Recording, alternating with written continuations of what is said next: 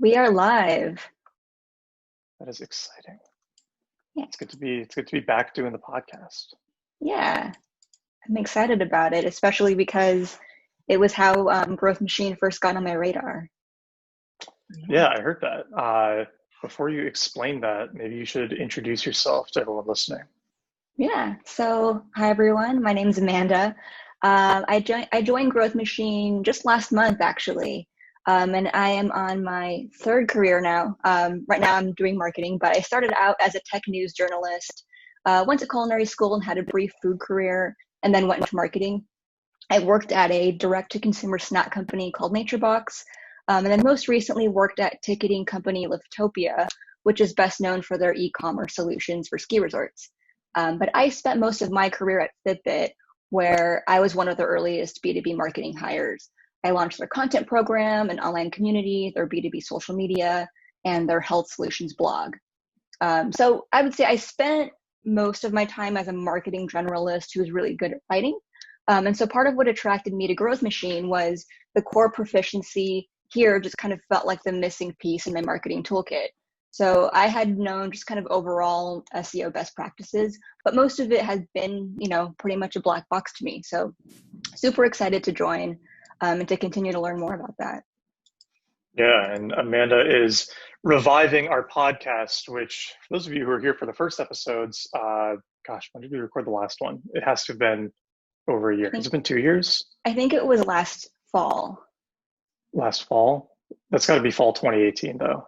I don't think it's fall 29. It's definitely not fall No, 2019. I think it was, but we'll see.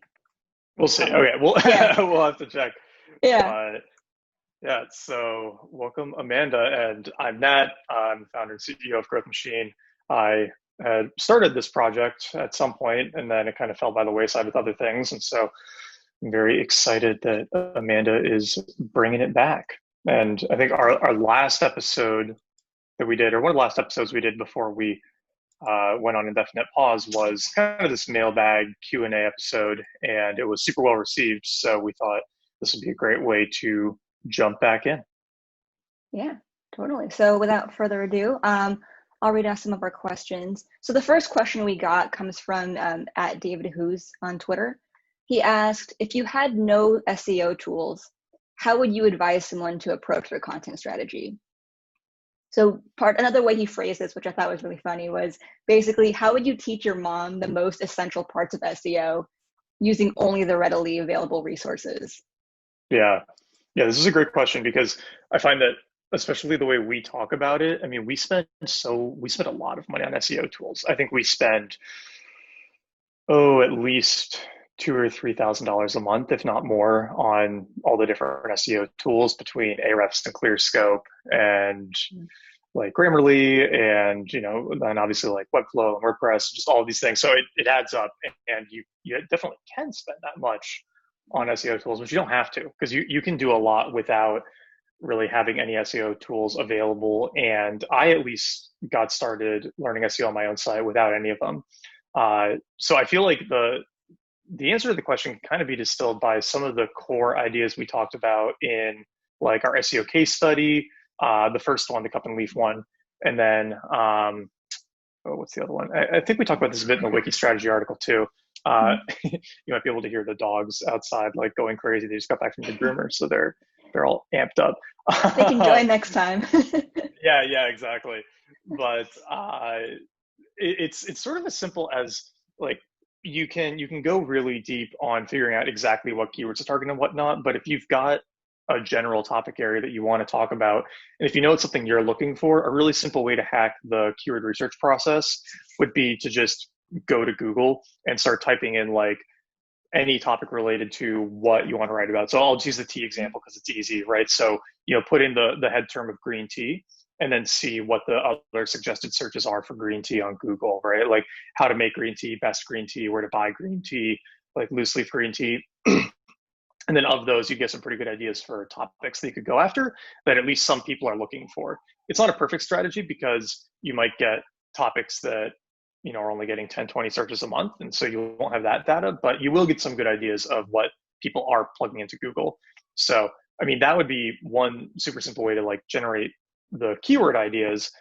And then on the creation side, the easiest way to hack that without any tools would be to just like read the top, say, 3 to 5 articles on Google for a given subject, and then look at what it feels like they're missing and what they're doing well.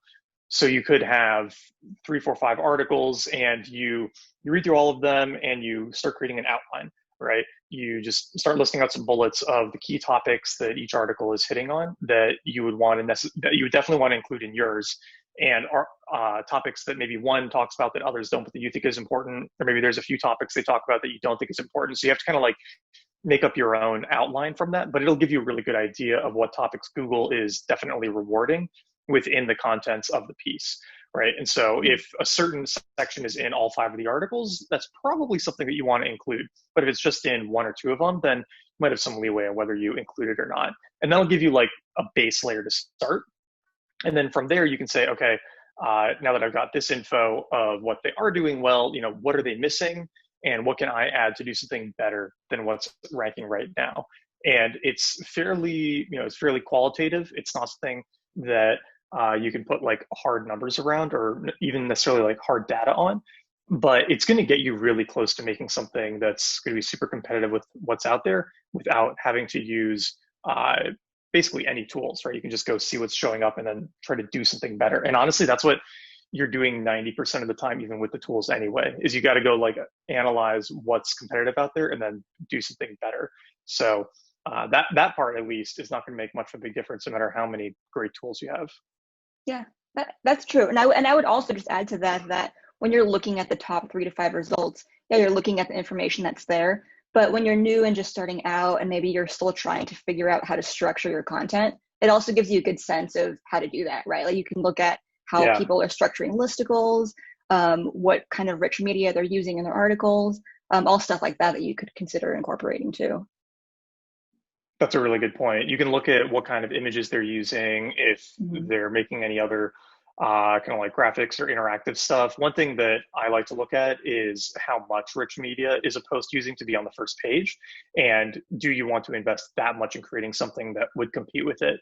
NerdWallet is a good example here because a lot of their posts have really interesting, creative JavaScript calculators to augment the contents of what they've written. And unless you're going to invest in building up something that's as kind of like rich and useful as what they've put on their sites, you're going to have a much harder time competing. So I really like looking for those too. Whereas if you plug in a query and all the results are Pinterest posts and Reddit threads, then you know that this is something you can compete on super easily because nobody's actually made like a structured resource on that topic. Yeah, that's a really good point. Yeah.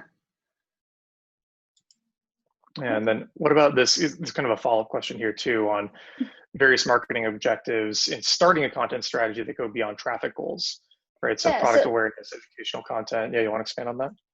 Yeah, so I was thinking about that. Like if you're starting out and you don't have SEO tools, then you might not really be thinking about SEO first, which, is fine. But I also think that SEO isn't the only reason to start a blog or to start creating content, right? Like depending on what your goals are, whether you are, starting a personal site, building up content for a B2B site, doing e-commerce, direct to consumer, just doing an informational website, or if you have a brand within a brand, you're going to have a bunch of different goals, right? You might be thinking about, your goal might even just be, I want to create content about the products that we're selling or that the products that we're thinking about. Another thing I was thinking about was, in my time at Fitbit, obviously there was a lot of, and there still is a lot of consumer focused content on fitness and getting steps throughout the day. So obviously on the B2B side, we weren't going to create that kind of content. And because we were an already known brand, we were focused on just defining what does it mean for Fitbit to be in B2B? Like, what does it mean for us to be in the healthcare space? So part of it was really just creating content that showed why we deserve to be there. And I think people can apply that principle to whatever it is that they're doing. Like if it's your personal site, maybe you're defining success by just creating the content that you wanted to create. And yeah, that's not going to yield you like the SEO goals that you're looking for, but in the short term, that can give you that benchmark of great, I'm doing the content that I wanted to do. It's getting done. But yeah. It's worth mentioning too that Mhm. not everything in an SEO content plan is necessarily going to be focused on just going after really high volume keywords. There's also a lot of value in creating some linkable assets that you can use to pitch backlinks from other sites, or that you can even just share as a resource in the hopes that other sites are going to link to them. And for those, you don't really need tools at all, because all you need to know is, I understand this space really deeply. What would be really useful to me as a participant in this, in this space, right? What kind of data would I love to have? What kind of visuals would I like to use? What's an interview or something that I'd love to be able to reference? And then if you create that, you can pitch that as something for other sites to link to really easily, because you've created something very useful to all of them. And then those sites linking back to your resource is going to improve the SEO value of everything else on your site. And creating those linkable assets is a lot more just like creativity and understanding the market that you're going after. It's not plugging things into a tool. I mean, you can do a lot with SEO without tools. Where they really become useful is when you need to decide what keywords to go after. If you're doing like a big bulk project, and you can write about, say, 50 topics, and find the 50 highest potential ones, then it's really useful. Or if you need to like track success over time or see what your competitors are ranking for that you're not, then they get really valuable. But for getting started, you can do a lot without paying for any expensive tools. Mhm. Yeah, and I think one way to look at it is, at the end of the day, SEO is about creating the most helpful, the best, most valuable content that you can create on a given article and on a given topic. So if you are really mindful about what kinds of content goals you have, like what it is you want to communicate, you could do a lot with that. Yeah, absolutely. And then there was also this follow-up question about like tracking success and how you could do. I think I would say this is like how to do the tools inexpensively and get a Mhm. good start. I think the best inexpensive SEO tool I've seen it's called like Mangools. Mhm. It's like Mango Tools, but Mangools, and we'll Mhm. link that in the show notes. But they've got like a $30 a month plan that lets you do a certain amount of keyword research and link analysis. That's quite good. And I know Ahrefs does. Ahrefs is the tool that we use for all of our analysis, and they do like a $1 for 7 days, I think, type plan that you could use to Okay. go in and play around with it. And I mean, one thing you could actually do is, if you're quick in those 7 days, you could probably plan out like 3 or 4 or 5 or 6 months of content. So I'm not saying that you should just like do the $1 Ahrefs and then like never pay for it. But if you want to sample the tool, you can do a Yeah. lot in 7 days. I think like you're 7 days and you think, oh, but I need to use it every day. The thing with a lot of SEO tools is you might just need to use them once every couple of months. So you could Mhm. do the Ahrefs trial, plan out your first set of content, and then in 3 months or whatever, when you need to do more, then you come back and you sign up for their like $49 a month plan or something like that. Yeah, yeah, that's a really good idea. It's a good way to just, start to learn some tools and get the most out of the free trial or the or the Yeah, initial first yeah. offer. But yeah, those are really valuable. And then And for the other thing, tracking, oh, go ahead. yeah. Oh no, go ahead. Oh, I Um, was just gonna say, for tracking, we use AccuRanker, and we like that a lot. hmm, And I'm gonna look up quickly if they have any lower priced plans, because I know it's a bit more it's more for like agencies and stuff. So it might not make sense as just like a normal consumer. But if you're using Ahrefs, and Mangles might have this too, you can do rank tracking right in there, which is nice because then you can just have everything in one place. We like AccuRanker a lot at Growth Machine because it does public reports that you can send links to clients. So if we're tracking, 200 keywords for a client, and we just want to send them the ranks on everything, so they don't have to ask us to like go check the changes over the last 6 weeks, we can just send them a link to that dashboard, and they can see all their progress themselves, which is super useful for us. yeah, that's Oh, cool. and AccuRanker integrates with Google Data Studio, which is the other really big thing. They're like the only rank tracking tool that integrates with GDS. I really wish Ahrefs did, because then we could use Ahrefs for everything, but they don't integrate with it. So if you're making like a custom dashboard in GDS, which we like doing for all Mhm. of our clients, AccuRanker is a really good hack for getting that data in there. Cool. Yeah. Yeah. Yeah, and I think I would just kind of wrap this up with, if you're new to SEO, new to content creation, just building out your website, we do still have our free course. It's on growthmachine.com/free-course. It'll be in the show notes too. But yeah, it's a really good course because, it's a 7-part series, goes to your email, and you can kind of learn all these things piecemeal. You don't have to Yeah. drink from the fire hose and try to be an instant expert overnight, but that's a good way to get started. Yeah, we've gotten a lot of really good feedback on that course. That was a good thing for us Yeah. to put together because I mean, there are a lot of people who are earlier in the journey. They're just kind of like getting started with SEO. They're not at the point where it makes sense to hire like a big SEO content agency like us, and they just want to get started. And that's a really nice, lightweight way to do it and to get some Mhm. initial information about sort of how the process works. Yeah. All right, next question. And this question comes from Rob_Bonham on Twitter. He asked, what is the impact of adding semantic keywords to existing blog posts or other pages as a part of a content refresh? Yeah, so there's a couple of things in here. One, I would say like this idea of a content refresh is really powerful. If you have a blog with tons of articles on it and you want to get more SEO value out of it, the whole content refresh thing we've seen be extremely successful. And if you Google like Ahrefs double your blog traffic, I wrote an article for their blog about this, about how you can take a blog that's got a lot of old articles, go in, find ones that are high potential to get a lot more traffic, re-optimize them, republish them, re-promote them, and then increase their rankings really quickly. And whenever we get a client that has a site with a lot of articles on it, this is one of the first things we do because we know that we can get an existing article on page 3 or 4 to page 1 way faster than we can get a brand new article to page 1. So it's a great way to get quick wins if you've been blogging for a while and want more traffic out of it. So then this question of adding semantic keywords.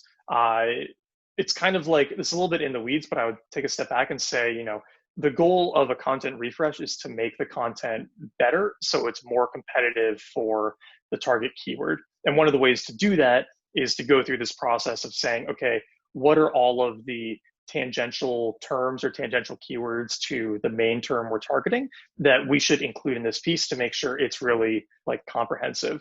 And that's where some of the other semantic keywords can come in, is you might go out and do the research similar to what we were talking about in the last section of looking at what you're competing with. And you might say, okay, since I wrote this article 2 years ago, everything else on the first page is now talking about a few of these topics. Maybe I need to update it to include that. There could be new information, new resources, new research, whatever, that you need to factor into your piece. And by not including that, you're actually hurting your rankings. So I would think of like the impact of adding semantic keywords to existing blog posts is if you're adding the terms that Google is rewarding and that make your article more valuable to what problem someone is trying to solve by searching that query, then you've made a more valuable product. You've made a more valuable article, which Google will hopefully reward by ranking it higher, right? So I think that the tricky thing with this question is behind this question is the kind of like implied belief that there are sort of like tricks to SEO that like, oh, if I put in these semantic keywords, then like I will win. But I think it's better to think like, okay, how do I make something that Google is going to reward by ranking it highly? And part of that might be adding semantic keywords from related topics that are relevant to the query, but it could also be like removing stuff and making it easier to read, or adding more images, or consolidating the information better. There's a lot of stuff you could do. So you have to kind of look at the totality of ways you can improve it and then decide the best course of action to take. Yeah. So going back to that Ahrefs guest post you did, I remember this, you spent some time, optimizing some older posts. How long did it take you to start seeing results on the improvements you made?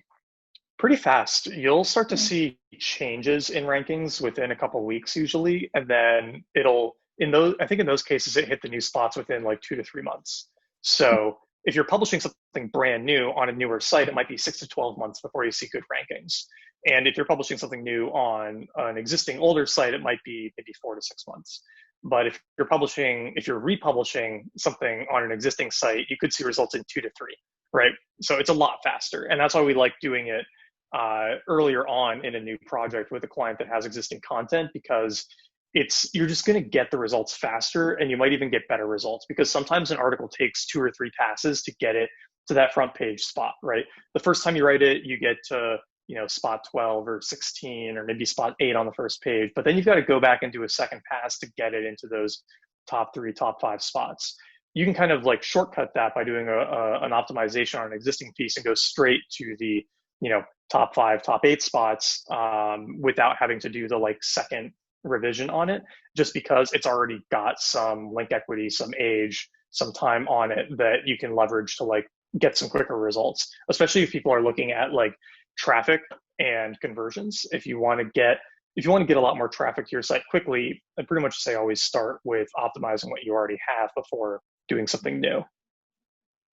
Yeah, makes sense. Yeah.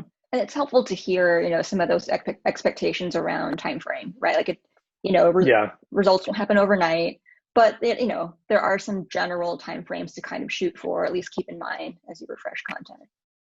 Yeah, and I think the toughest thing with SEO is always just the patience it requires, right? Mm-hmm. It's such a slow process and it requires a lot of like waiting and patience and trying stuff and seeing what happens. And I think that there's a temptation to do a lot more work than you have to because you don't want to wait for results, right? Where it's like you probably would get the same results tweaking some little things every day for 2 months as you would if you just left it for 2 months. But it feels better to do the little tweaks every day because you feel like you're doing something, you're making progress. When a lot of the times the answer is to just wait and be patient and put that energy elsewhere, usually into making more content or getting more backlinks.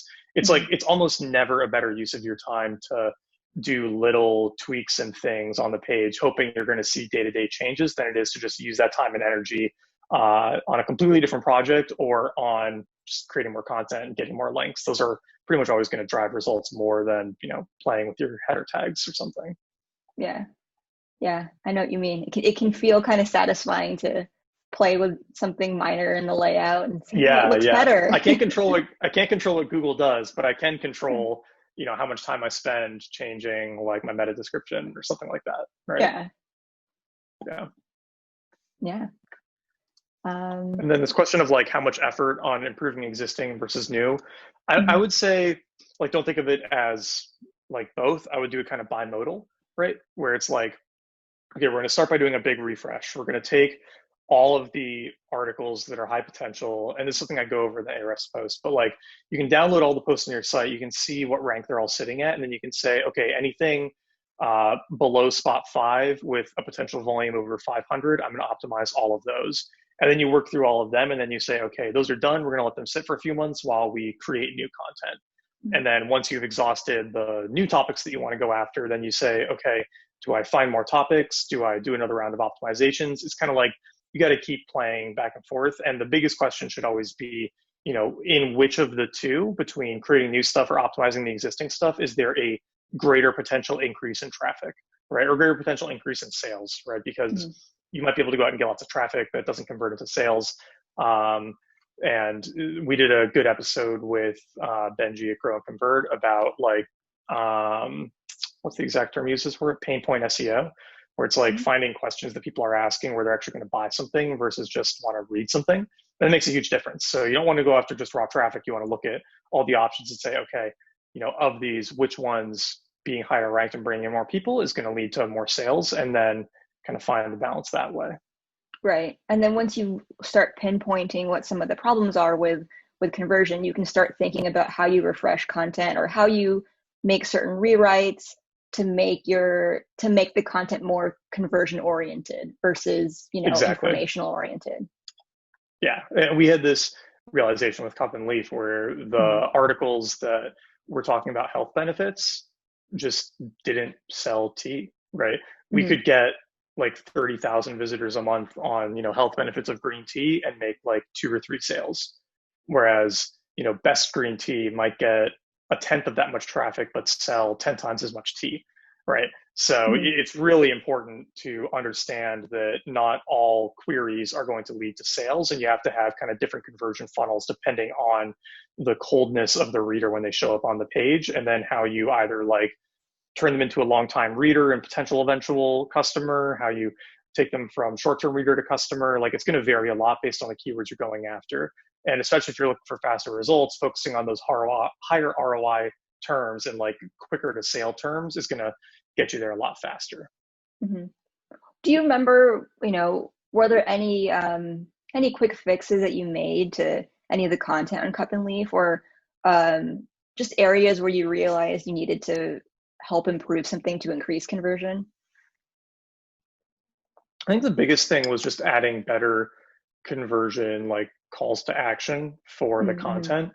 Our article on building a quiz funnel is a really good example of this, because I think when you, especially when you're doing like e-commerce, the tendency is to put your discount pop-up everywhere, because discount pop-ups Right. work super well on the homepage, right? Mm-hmm. Where you might get like 5 to 10% conversion rate. And yeah, a lot of those people might have just been customers anyway, and they're taking the free discount, but Mm-hmm. you're definitely getting a decent number of subscribers who you might have otherwise lost out on.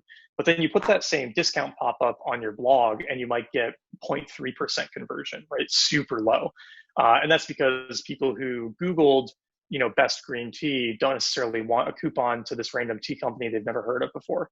Mm-hmm. So changing the blog call to action to be either linking straight to the exact teas or kinds of teas people were reading about. So it was like, oh, you're looking for a really good, like, oolong, here is our like really good oolong, right? Sending them straight that Mm-hmm. way helped a lot. And then building the quiz funnel helped a lot. So saying like, hey, find the perfect tea for, what you're looking for, right? You want tea with like no caffeine, lots of caffeine. Do you want something for like morning, end of the day, replace your coffee or whatever? And then building out that quiz that could then recommend Mm-hmm. products based on how they ended up on the site. That was really helpful because, Mm-hmm. even discounting sales, which drove a lot of, it increased the email sign up rate from like 0.2 to 2 to 3. Right? It was basically a 10x increase in email signups. Actually, it's probably less than that, wasn't it? I think it was like 5, 6x. But it was a big difference from when we just had the discount.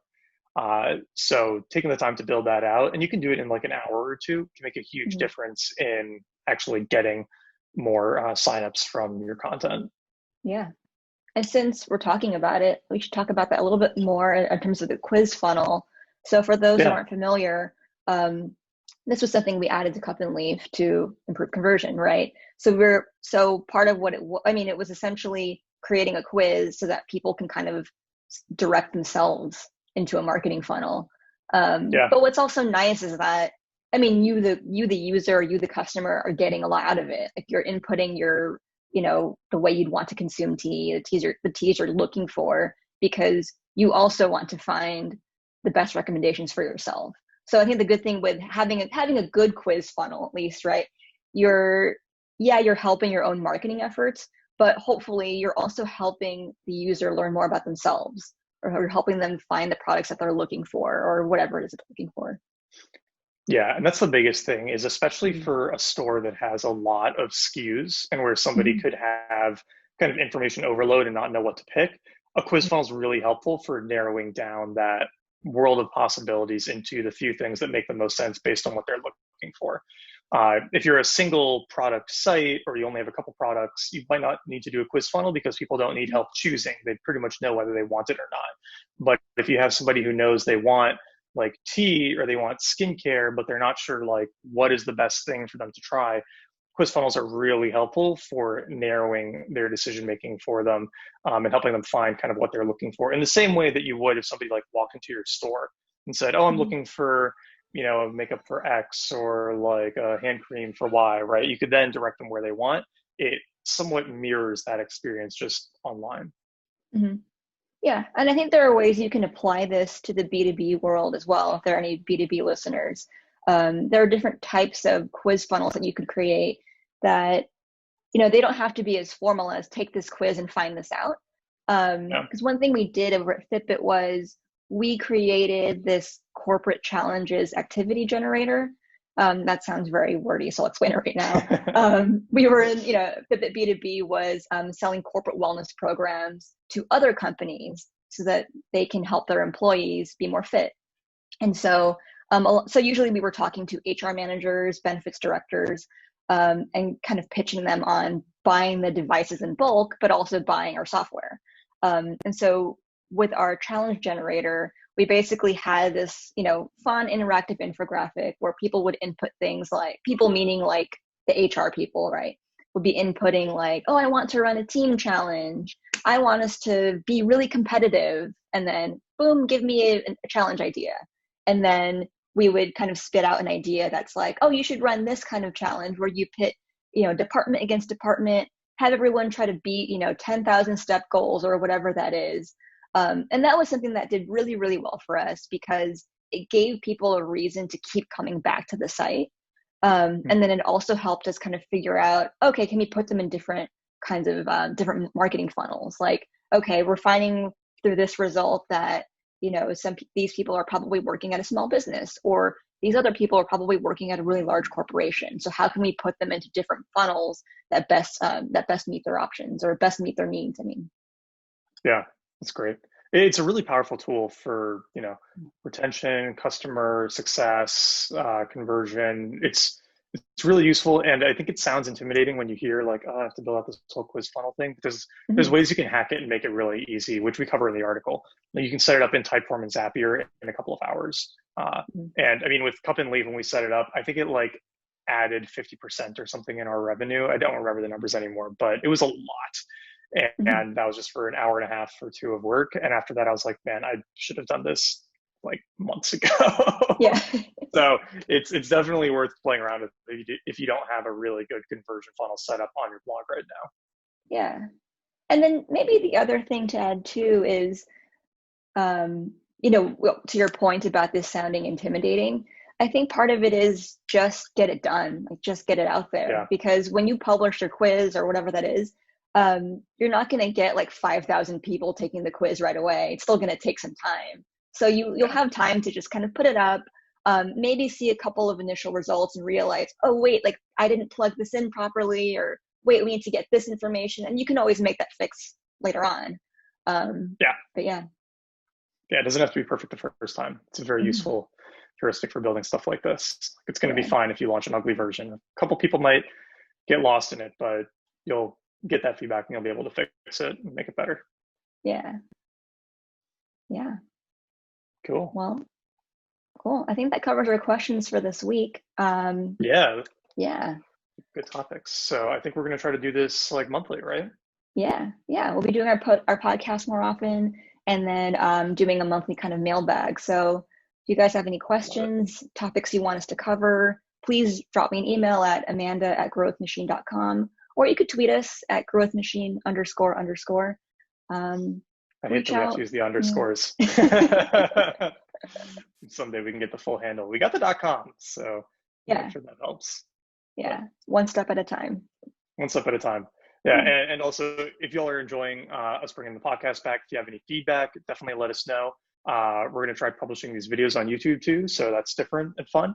But yeah, either shoot us an email if you have any feedback, leave a review on iTunes. That's always super helpful.